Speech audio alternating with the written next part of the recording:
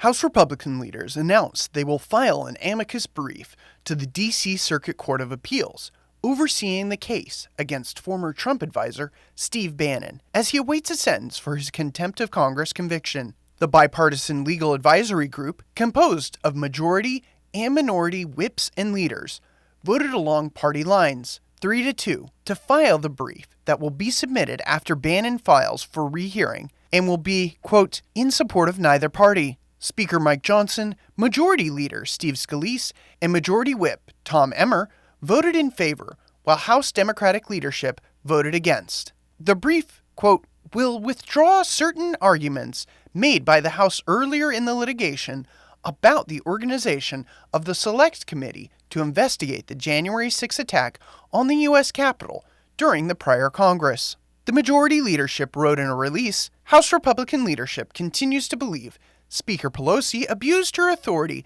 when organizing the Select Committee. Last week, Bannon filed an emergency petition to the Supreme Court requesting that his prison sentence be delayed as he appeals his contempt of Congress charges. He was found guilty of defying a subpoena from the House January 6 committee and is scheduled to report to prison by July 1st for a 4-month sentence at a low-security prison in Connecticut. The brief will stand as a legal test to see whether Congress can effectively discredit previous actions that were conducted under opposing party leadership.